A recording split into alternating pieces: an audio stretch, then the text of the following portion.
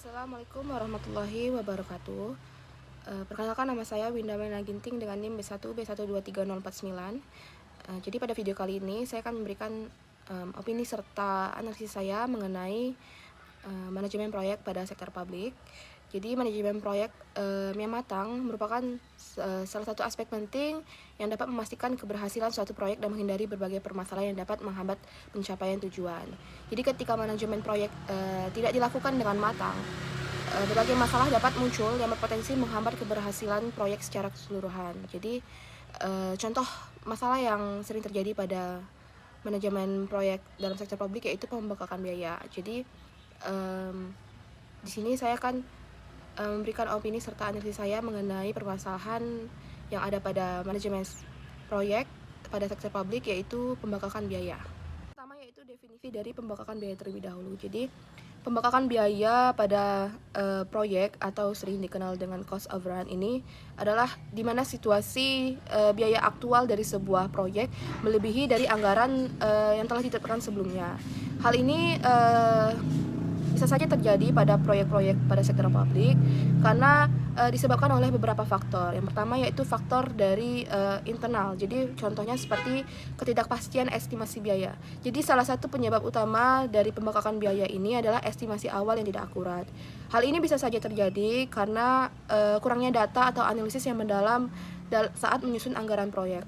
Lalu yang kedua yaitu faktor dari eksternal. Contohnya seperti fluktuasi harga material. Jadi harga bahan seperti semen atau baja dapat berubah secara tiba-tiba.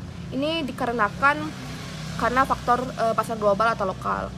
Ya, ketidakpastian seperti ini sulit diprediksi saat penyusun anggaran awal, sehingga proyek harus nanggung biaya tambahan untuk membeli material dengan harga lebih tinggi dari perkiraan. Selanjutnya faktor ketiga yaitu faktor manajerial. Jadi contoh dari faktor manajerial ini adalah manajemen proyek yang tidak efektif. Jadi manajer proyek yang kurang berpengalaman atau tidak berkompeten seringkali membuat keputusan yang tidak tepat, seperti memilih kontraktor yang tidak berkualitas atau gagal dalam mengelola sumber daya secara efisien. Jadi hal ini dapat menyebabkan pemborosan selain anggaran dan juga pemborosan waktu. Lalu yang contoh kedua yaitu komunikasi yang buruk. Jadi koordinasi yang tidak efektif antara pihak-pihak yang berkepentingan ini dapat menyebabkan kesalahpahaman sehingga meningkatkan risiko dari pembengkakan biaya. Maka dalam manajemen proyek penting sekali untuk mengedepankan komunikasi agar tidak terjadinya kesalahpahaman yang berisiko buruk terhadap suatu proyek. Lalu faktor yang terakhir yaitu perubahan dalam proyek.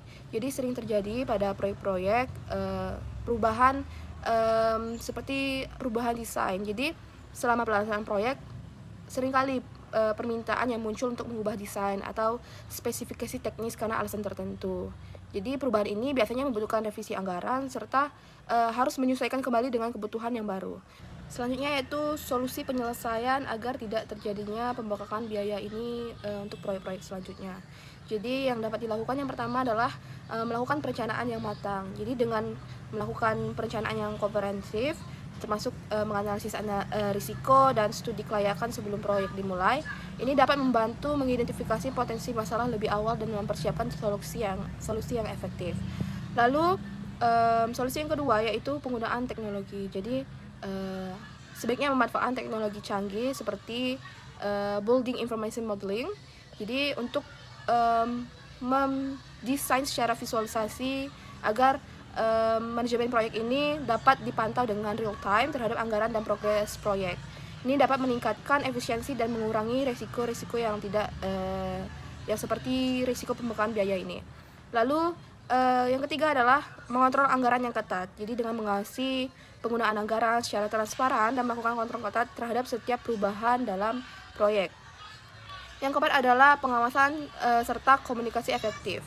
Jadi melakukan pengawasan berkelanjutan terhadap risiko dan memastikan komunikasi yang baik antara semua pemangku kepentingan. Ini harus dilakukan secara rutin agar dapat membantu menyelesaikan masalah sebelum berkembang menjadi lebih besar. Dan yang terakhir yaitu menyiapkan cadangan anggaran. Jadi dengan menyiapkan cadangan biaya ini dapat mengatasi situasi yang tidak terduga. Seperti serta mengalokasikan buffer waktu dalam jadwal untuk menyesuaikan dengan perubahan yang mungkin terjadi ke depannya. Yang terakhir yaitu contoh kasus manajemen proyek di sektor publik yang mengalami pembengkakan biaya. Jadi contohnya yaitu ada pada proyek pembangunan jembatan Teluk Kendari. Jadi pembangunan proyek ini mengalami pembengkakan biaya yang signifikan. Dari awalnya dianggarkan sebesar 125 miliar, namun karena beberapa faktor seperti perubahan peraturan pemerintah, lalu kondisi bawah yang permukaan tidak terduga, dan keterlambatan dalam pengadaan lahan, proyek ini mengalami pembengkakan biaya signifikan yang mencapai 804 miliar. Meskipun proyek ini berhasil terselesaikan dengan pengerjaan selama 5 tahun, namun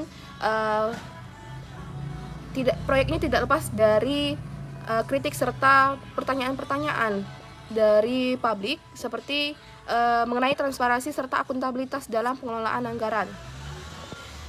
Jadi pembengkakan biaya seperti ini dapat mengalihkan dana-dana yang seharusnya bisa digunakan proyek-proyek yang lebih penting, namun karena manajemen yang kurang baik sehingga dana-dana tersebut harus digunakan pada proyek ini.